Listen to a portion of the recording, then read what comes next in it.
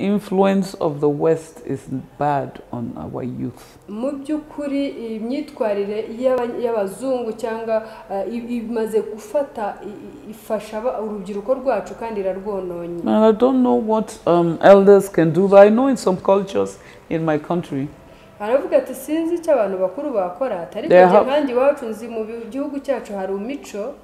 They have a place, a time when they groom young people for marriage, young girls.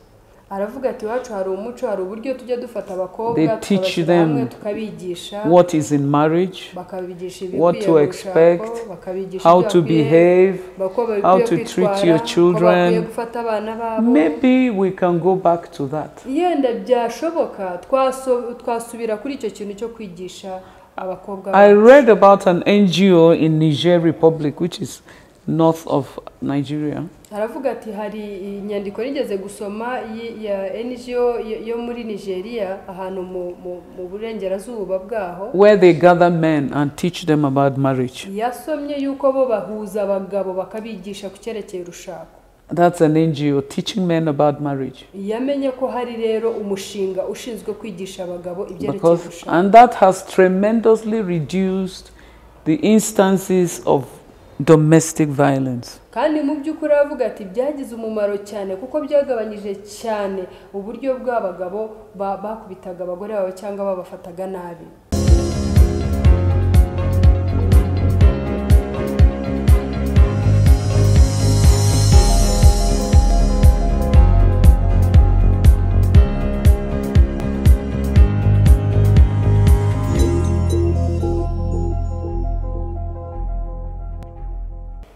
Turabasuhuje mwese inshuti zacu, abavandimwe kandi bafatanyabikorwa. Yesu ashimwe, Kristo Yesu akuzwe. Tunejejwe nanone ko uyu munsi Imana iduteye iteka twongeye kubana namwe. N'ubuntu bugeretseho ubone njya mbibabwira buri gihe. Uyu munsi rero n'undi munsi udasanzwe, ni umunsi nanone twongeye kugirirwa ubuntu kuba imbere y'amaso yanyu. Umunsi naje ntabwo ari ibisanzwe, ntabwo mwajyaga mumbona gutya. Ariko ubwo murabona ko uyu munsi ari agashya, ariko icyabiteye ni umubyeyi mwiza twicaranye hano. Niyo mpamvu twambaye gutya tukavuga ngo tumuhesha agaciro, tumwereke ko u Rwanda twambara umubyeyi w'u Rwanda ukuntu yambara. Bure niyo mpamvu twambaye gutya kugira ngo dushobore kumwakira. Rero uyu munsi n'undi munsi mwiza Imana yatugeneye, turavuga ngo tuze tubereke ibindi byiza kandi gaseke uyu munsi mugiye gupfundura mumenye ikirimo. Mbere ya byose rero we are going to start with a prayer. Tugiye gutangira n'isengesho kugira ngo tugiye gukora bigende neza. Let us pray. Turagushimye mwami w'abami kubw'ineza n'ubuntu bwawe. Tuguhaye icyubahiro kubwo kugira neza databuja. Tugushimiye yuko turinda amanywa n'ijoro. Tugushimiye kubana natwe uko bwije uko bukeye papa. Nta wundi usa nawe, nta uhwanye nawe mu buzima bwacu, ntawe twabonye nta n'uwo tuzabona. Kandi tugushimira kuko wari uri ari kuri ndetse nakuzahora izina ryawe rihabwa icyubahiro. We give you glory, we magnify your name, O Lord. Thank you for today, thank you for our mother, thank you for guiding her. Thank you, Lord, for she reached safely. We give you praise for landing safely on the land of Rwanda in the mighty name of Jesus Christ. We say thank you, Lord, for all that you have sent her to do in this nation. We know that, Father, in your own way, you're going to use her, and we are ready to receive whatever is sent to us through her. Turaguha icyubahiro rero ko uzabikora mu buryo bwo kwihesha icyubahiro. Turaguha icyubahiro ko ugiye kumukoresha imirimo yose uko yakayiteganije, ko nta na kimwe kizayiburizamo. Icyo ni kuzoba ibyawe mu izina rya Yesu Kristo umwami wacu. Amen. Amen. Amen. Dushimye Imana rero yatuzaniye umubyeyi wacu amahoro. Umubyeyi ku batamuzi araje abibwire, ariko ni umubyeyi wo twaboneyeho umugisha kuva tumumenye. Ariko mbere yuko mubabwira reka musabe abibwire. Mother, we welcome you to Rwanda. Thank you very much. You're most welcome, Ma. Thank you. We are happy to see you once again. Thank you so much. Yeah, but for me, you can hear that I'm saying that we are happy to see you once again, but there are some people there, maybe it's their first time to see you. So we want to ask you, Ma, to introduce yourself to these people so that they can know who you are and where you're coming from. And then I will ask you other questions so that they get to know you more. Okay. You're welcome, Ma. Yes, please. Good evening or good day, everyone who is listening. My name is Justina Sua. I am a preacher of the gospel. I come from Nigeria. I am a Nigerian, and I am on a tour of East African nations to visit the different branches of Mothers in Africa Prayer Network. I am just coming in now from Kenya to Kigali, and from Kigali I will go back to Uganda and then to Tanzania before I finally leave for Nigeria. I bring you greetings from Nigeria. I bring you greetings from the throne room of grace. I want to say to you all, Jesus loves you all. Amen. Amen. Ati rero nitwa Apostle Tina Sua, ati nturuka mu gihugu cya Nigeria, ati nanjye ndi umunigeri. Ati noneho rero ndi umukozi w'Imana, umuvugabutumwa bwiza.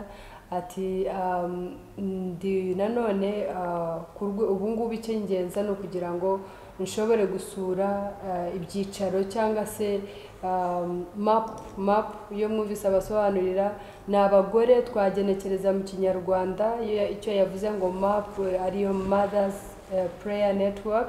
Ni nkaho twavuga ngo ni abagore, ni itsinda ry'abagore ryishyize hamwe riharanira gusenga no guheka Afurika mu masengesho. Bivuze ngo buri gihugu cyose tujya tukigira umunsi tukagisengera. Avuga rero ati ubu ndi mu gihe cyo gusura ibyo byicaro byose cyangwa se amatsinda yo twagiye dufungura mu bihugu bitandukanye, yahereye muri Misiri, ava yajya i Bugande, ava yajya muri Kenya, avuye muri Kenya aje mu Rwanda.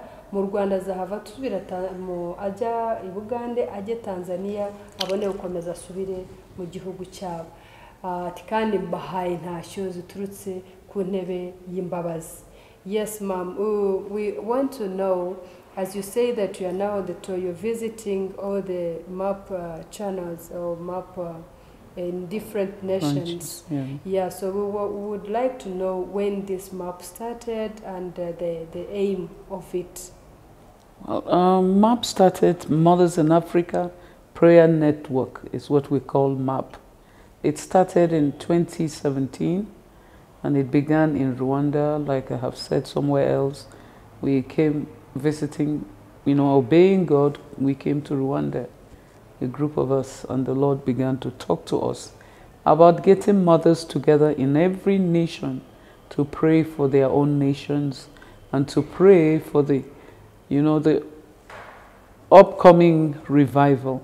There's going to be a revival, and Africa is going to be key to this revival. Africa will take this same gospel the white people brought to us. We're taking it back to them, and we're bringing in the final harvest of the world before Jesus returns. Aravuga ati iryo tsinda ry'abamama nk'uko nawe basobanuriye ati ritangira numvise umwuka w'Imana nganeza ko dukwiye gushyira hamwe abagore mu bihugu byabo bitandukanye, tukajya tugira itsinda ry'abagore muri buri gihugu, tukababwira ngo nyamuneka nimuhaguruke nimube maso musengere ibihugu byanyu. Ikindi avuga ngo Afurika babonye nkaho ari umugabane w'ingenzi uza ugaragaza ko ariho hagiye gutangirira ububyutse. Ati bwa butumwa bwiza abazungu baje batuzaniye, noneho natwe Imana yatuganiza ngo dukwiye kongera tukagira ubwo bubyutse, akayitwa noneho twongera gutwara iryo vuga butumwa muri buriya bihugu byabo mu bundi buryo. So we would like to know, do you remember when it started? And you said in 2017. Yes. But do you remember, where were you by that time? And after beginning it, how far now is MAP? Well, when we came in 2017, it was November. I mean, the end of October, right through to November. We were in Uganda, Kigali, yes, for about a week or so. When we started there, it was with a group of Rwandan women, and most of them were people who had come with hurts and pains of the genocide. And by the grace of God, we were able to minister to some of them, most of them there. And thereafter, of course, MAP took a new shape in Rwanda. And from Rwanda, we have gone to different nations to start the different chapters of MAP. using different contacts we have in different countries. And MAP has been praying every day.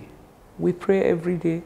We have women who are divided into different shifts of the day. Every 3 hours, we have a group of women praying for the nations of Africa. And on Tuesdays, particularly, we do prayer for elections in Africa.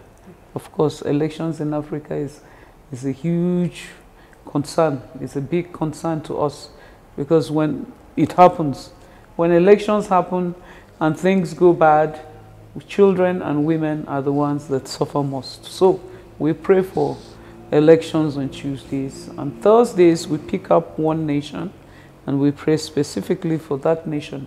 Well, when we started, it was just Rwanda and Nigeria, but now we have branches in about 24 nations of Africa. We're still moving. By the grace of God, we will cover the remaining 30 nations of Africa, so that every nation will have a group of praying women in their countries. Amen. Namubajije rero ibibazo byo nimo mubaza no kugira ngo dushobore gusobanukirwa ese mapu niki, ese we ni muntu ki, ese yatangiye ite muri we. Noneho agenda dusobanurira igihe yatangire muri 2017, adusobanuriye yuko yatangiye ari hano, yaje hano mu Rwanda. Icyo gihe baza mu Rwanda bwa mbere 2017, ngirirwa nagiriye ubuntu nanjye kubana nabo. Icyo gihe no kuvuga ngo yaje bo bafite nabo ibibagenza, baje Imana yabuje amahoro ngo ni mugere mu gihugu cy'u Rwanda, dore mwe mugiye kugira amatora hano mu gihugu cya Nigeria, kandi hari ibintu bikomeye bibabwira ko bazamena amaraso nkamenetse mu gihugu cyacu, ariko mwuka w'Imana bazabone mugende mu gihugu cy'u Rwanda, muhamagare bari abagore babafashe kurira kuko bo babiciyemo, bazi uburyo bababaye.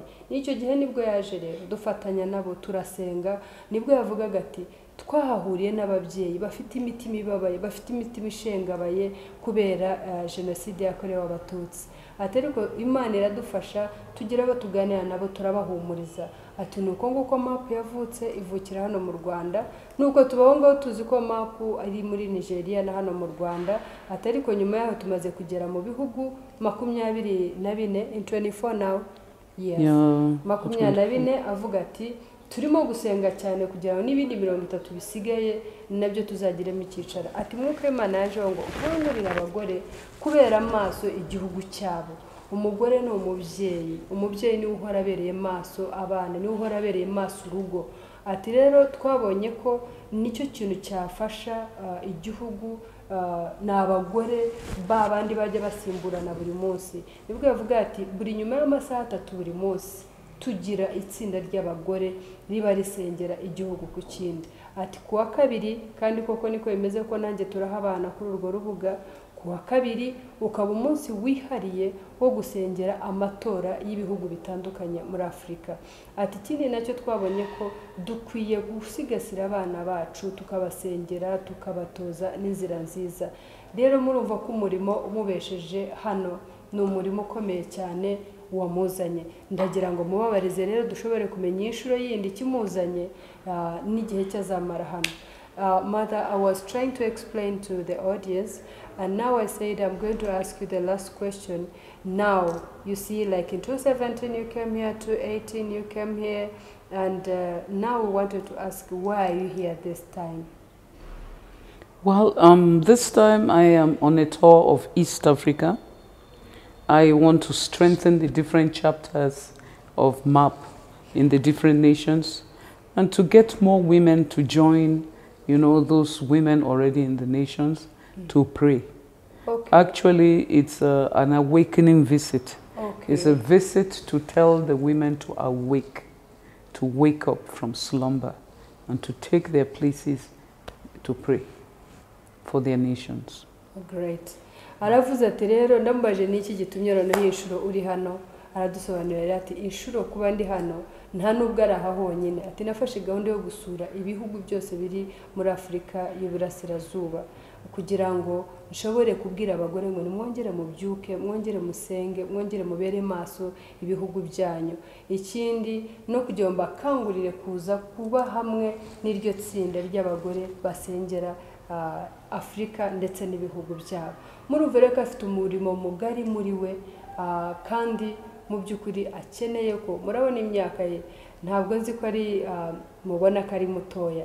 Nshobora kukimubaza icyo kibazo kugira ngo dusobanukirwe neza, tumenye neza impamvu iye nyamukuru, kuko uko mbizi ngenda bizi ariko mwebwe ntimubizi. Ndagira ngo mbasangize ikintu kiri muri we kigari cyane. Mother, I know that you have come to you have a conference here of MAP, and we would like to ask you, what do you, apart from awakening women, apart from asking other mothers to join us, how long are you thinking you're going to stay, and what do you think will be what will be there, like an important thing you know that you will live with us women in Rwanda? Well, before I come to that, yes, one of the actually the major reason I'm here in East Africa is God spoke to us at one of our meetings and said to us that the glory was going to return through the East Gate. I can explain it so that we can go together. Yes. Aravuga ati impamvu ndetse nyamukuru nari mubaje ngo niki gitumye ari mu Rwanda, arumva bizasigira iki abagore bo mu Rwanda. Aravuga ati ahubwo nta nagusubiza icyo, reka nkubwire. Ati twabwiwe yuko icyubahiro cy'Imana kigiye kugaruka kongera guhabwa intebe, ariko kizaca muri ibi bihugu byacu bya Afrika y'Iburasirazuba. So we have to watch the East Gate. Aravuga ati amarembo yo mu Burasirazuba niyo dukwiye guhagararamo cyane, to ensure that the East Gate is ready for the return of the glory kugira of ngo God. tube tuzi neza yuko aya marembo yiteguye kugira ngo yakire icyubahiro cy'Imana kijye kongera kugaragara. Another thing God spoke to us about Ikindi Imana yatuganirijeho is that we should go and dig the old wells of revival. Ikindi Imana yatuganirijeho nuko tukwiye kongera tugafukura amariba y'ububyutse. The wells of revival have been covered. Aravuga ati amariba y'ububyutse yarongeye arasibama. So we must dig out this earth Rero ni twebwe dukwiye kugenda tukongera so that fresh water of revival can begin to flow. kugira ngo amazi meza y'ububyutse yongere gufufunyuka. All of Africa is waiting on the east. Afrika yose ihanze amaso Iburasirazuba, Afrika y'Iburasirazuba. And East Africa must play her role very well. Rero ibi bihugu byacu bya Afrika y'Iburasirazuba dukwiye guhagarara neza muri iyo murimo data yaduhaye. So in that vein, I learned muri iyo nzira rero yashoboye kwiga on my first visit to Rwanda yashoboye gusobanukirwa ko gutembera kwe kwa mbere mu that Rwanda there is a place called Gahini yaje gusobanukirwa ko hari agace kitwa Igahini mu Rwanda where the old well is. Niho yamenye yuko hari ya mariba yasibamye ya mbere yatangiriyemo ububyutse. I am delighted that I am coming at a time Rero ni ko yanabwiwe, aravuga ngo yabwiwe ko aje mu gihe nyacyo, when a major prayer conference will be held in Gahini.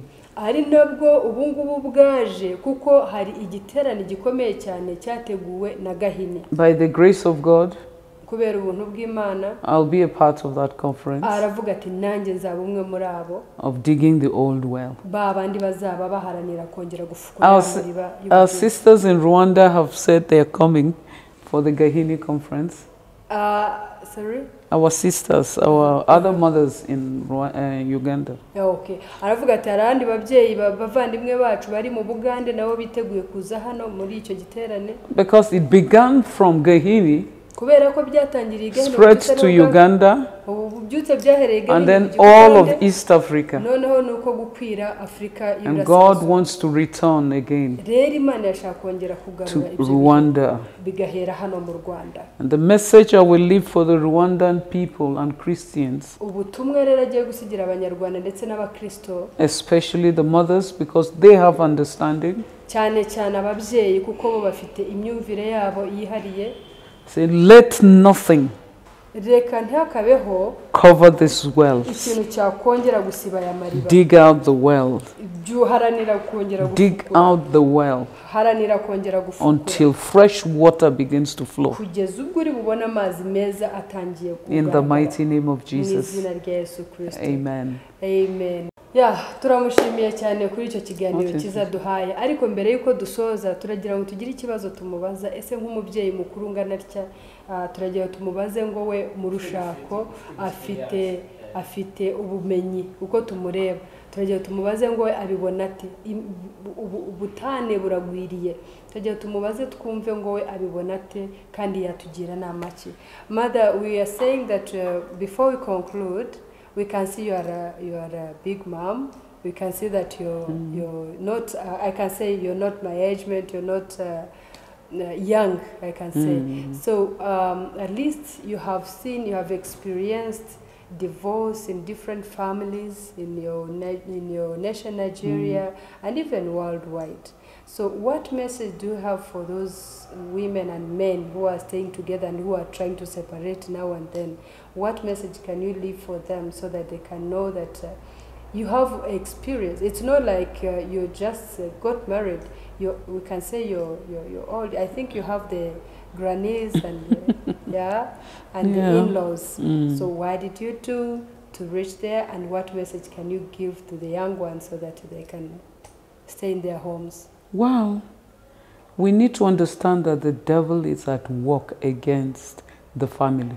Aravuga ati dukwiye gusobanukirwa yuko Satani yahagurukiye ari ku murimo mu kurwanya umuryango. Before the devil gets to destroy a nation, mbere yuko Satani burya ageraho asenya igihugu, he doesn't need to go to the government to destroy the nation. Ntabwo bisaba yuko ajya muri leta ngo ajye gusenya He igihugu. goes to the family. Ahubwo ahera mu muryango. Because without the individual families, kubera ko hatabayeho imiryango, there's no society, there's no nation. nta society, nta n'igihugu twaba dufite.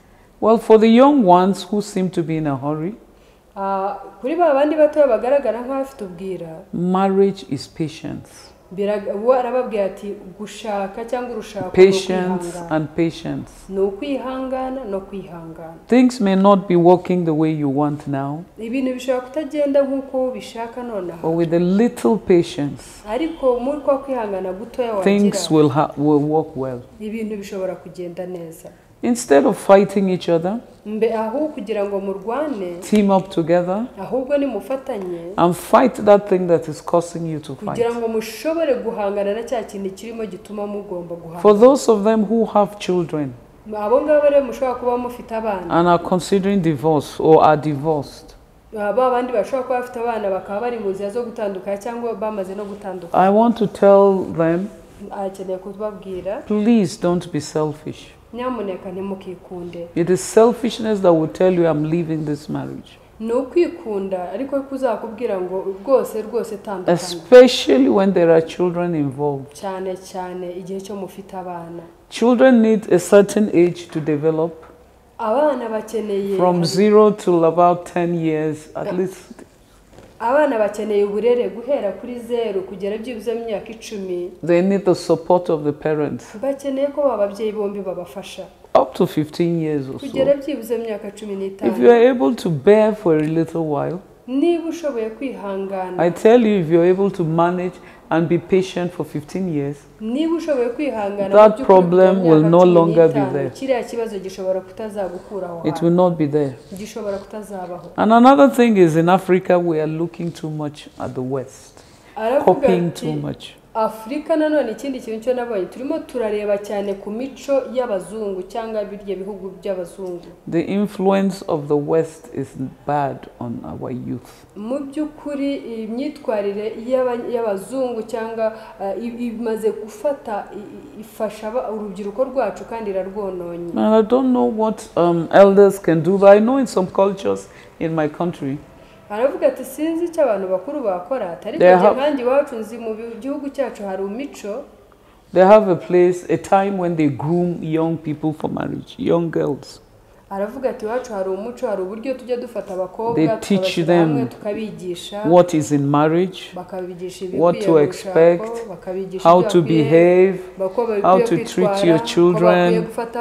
Maybe we can go back to that. yenda byashoboka twasubira kuri icyo kintu cyo kwigisha abakobwa. I read about an NGO in Niger Republic, which is north of Nigeria.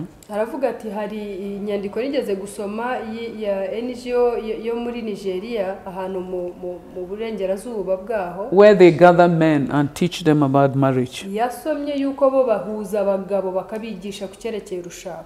That's an NGO teaching men about marriage. yamenye ko hari rero umushinga ushinzwe kwigisha abagabo ibyerekeye urushako, and that has tremendously reduced the instances of domestic violence. kandi mu by'ukuri avuga ati byagize umumaro cyane kuko byagabanyije cyane uburyo bw'abagabo bakubitaga abagore babo cyangwa babafataga nabi. And I think as parents we have to look at our parenting again. aravuga ati ariko nk'ababyeyi nanone ndabona dukwiye kongera kureba ni turarera abana bacu mu buhe buryo. Our mothers, they spoil their sons. birashoboka ko abagore twebwe tujya twangiza abana bacu. A lot of mothers spoil sons. biragaragara ko ababyeyi benshi b'abagore bangiza abana babo b'abahungu. How can somebody who is 20 something years, the mother is washing clothes for him? bishoboka bite ko umuhungu ufite imyaka 20 n'ingahe umubyeyi we mama wari bize ari hari arimo afura imyenda, or she calls in somebody to come clean his room? cyangwa gahamagara umuntu ngo naza mutunganyiriza icyumba cy'aryamo. We are not raising our sons well. ntabwo mu by'ukuri aho tuba turera abahungu bacu neza. And today, of course, our fathers on the other hand are spoiling our daughters. uyu munsi nanone biragaragara ko abagabo bacu ari bo babyeyi b'abana bacu b'abakobwa nabo barimo barabangiza. If the girl says, "Daddy, I want iPhone," niba umwana w'umukobwa abwiye ati papa ati ndashaka iPhone, daddy gives her iPhone. yise byihuse cyane akayigura akayimuha. Tomorrow she says, "I want a car." ejo akavuga ngo noneho ndashaka imodoka. Daddy gives her a car. yise akavuga ngo ndaguha imodoka noneho. When she marries a young man who is still coming up, nibaze rero naza gushaka umugabo ugishakisha ubuzima, and she asks for an iPhone and he doesn't give her, akasaba ati rero umugabo ndashaka iPhone ntashobore kuyimuha, that is trouble in the home already. urumva ko hatangiye ibibazo mu muryango. So we parents must go back to our parenting. natwe Look at what we're doing. dukwiye kwisubiraho tukareba turimo turakorera icyo abana bacu. Let's raise our children the way our fathers and grandfathers raised us. mureke dushobore kurera abana bacu nk'uko natwe basogokuru na badata batureze. God will help us. Imana izabidufasha. Amen. Amen. Amen. Oh, thank you so much, Mother. That's a very powerful message you've left us with. And we know that this is just the beginning. You're just starting. And we know that we will get a lot from you. And we are really thirsty. We can't wait to have all that you have for us. But we thank you for now. May God bless you so much for the powerful message you left with us. Ngira ngo mwabyiyumviye rero uyu mubyeyi afite ubutunzi bwinshi muri we, twebwe duhorana nawe dufite byinshi cyane byo turimo tumwigiraho, nkuko ijambo ry'Imana rivuga ngo bagore bato nimuze ku birenge by'abakuru mwigireho. nanjye rengera amahirwe ko nabonye umubyeyi nkamwigiraho, nkuko mwabyumvise niwe muyobozi wa MAP mu rwego rwa Afurika yose. nanjye nagiriye ubuntu nige wungirije uyoboye Afurika y'Uburasirazuba. Yes, umuyobozi wacu mukuru wa Afurika y'Uburasirazuba ari Bugande, ariko nawe tuzaba turi kumwe hano mu giterane, hakaba jye umwungirije, hakaba n'abandi muzababona, ariko hakaba noneho n'umuyobozi wacu ku rwego rwa MAP y'u Rwanda. Rero ni igiterane kizaba ku itariki 2 no kuri 3 no kuri 4 nibwo tuzagisoza kuwa gatanu arizo tariki 2 z'ukwa 9. ni umwanya w'abagore n'abakobwa. It will be only for women. So girls, young girls and women, please come on Friday. Mother Tina has a lot for us. Ntuzahaboneke, ntuzabure kandi utumire. Aho waba uri hose mu ntara witegure itariki 2. Nukuri afite ubutunzi muri we ashobora kudusigira. Namwubahiye cyane Imana imurimo, no kuvuga nk'ubu ngubu murebe imyaka ye, ariko arimo arazenguruka ibihugu byose. Amaze gusoza akazi ka leta yaravuze ati jewe nkeneye kuzenguruka ibihugu byose nk'abasura. Mwabyiyumviye rero turi abanyamugisha twe twakiriye Apostle Tina mu Rwanda. Rero ntimuzabure itariki 2 ba papa namwe ntabwo twabaheje tariki 3 tariki 4 muzaze tubane no kuri tuzi ko hari byinshi tuzahigira Imana rero ibaho umugisha. Let us pray and close and we say thank you so much, Mother. Thank you for coming to Rwanda. Thank you for this time you have given to us. We know that people are going to learn a lot from you. So I was busy welcoming them, reminding them the dates of the conference, and telling them that it's different. It is a map conference different from that of Gahini. Abakeneye kuzaba mu giterane cy'Igahini namwe ni tariki 7, 8, 9, 10 ubwo icyo giterane kizaba. Ni ukuri ndabasaba ngo ntimuzabure. Dushatse ariko twafatanya gushima Imana kubera ibiterane by'ubyutse birimo muri iyi minsi, kandi ni ukuri dukwiye guharanira kubibamo. Dufite Afrika haguruka irimo ibaho, dufite indi yitwa Pama izatangira mu cyumweru gitaha tariki 23, 4, 5, 7 nacyo Apostotina azakibamo, kandi hazajya habaho ibyiciro. Hari abapapa bazajya bagira umwanya wabo wo kwiga inyigisho nk'izo yaraduciriyemo gato. Natwe ababyeyi Apostotina is among abazaba hariya batwigisha uko dukwiye kwitwara, uko dukwiye kurera abana bacu n'ibindi byinshi, ubutunzi bwinshi buhishe muri we. Ntimuzabure. Tuzasoza rero tujya mu cyacu cy'itariki 2, 3, 4 tuvemo tujya muri icyo cy'itariki 7, 8, 9, 10 cy'Igahini.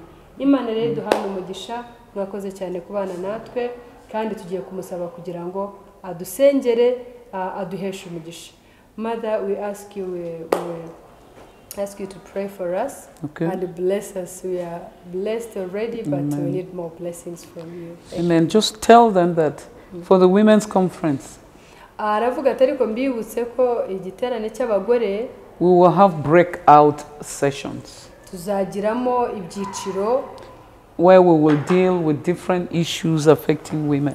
Aho tuzashobora kuganirira tugashobora no kugenzura ni ibibazo cy'abagore bafite. Yes, we will preach. Yego tuzigisha. We will pray. Tuzasenga. But we will have one-on-one sessions, interactive sessions, n'umwanya wo kuba twaganira umwe ku wundi, where women will discuss the issues, different groups discussing different things. Aho amatsinda azajya aganira ibintu bitandukanye at that conference. muri icyo giterane. So you won't be wasting your time if you come. No kuri nuza ntabwo uzabutakaje umwanya wawe. You'll be learning something new. Nzi neza ko hari ikintu gishya cyuzigira hari. In the name of Jesus. Mu izina rya Yesu. Yes. Father, we pray for the land of Rwanda. Mana turasengera igihugu cy'u Rwanda ubutaka bw'u Rwanda. We ask for your blessing upon the land. Turakwinjiza kugira ngo umugisha ubutaka bw'u We Rwanda. ask for your blessing upon the people. Turakwinjiza ngo umugisha in the mighty name of Jesus, let the hearts of the people respond to your word. Reka imitima y'abanyarwanda yakire ijambo ryawe. Let the ears of Rwandans hear your voice. Reka amatwi y'abanyarwanda ashobore kumva ijwi ryawe. And let their eyes see you. Amaso yabo nayo ashobore and see your glory ashobore kubona icyubahiro in a new way. In Jesus' mighty name. Amen. Amen. Amen.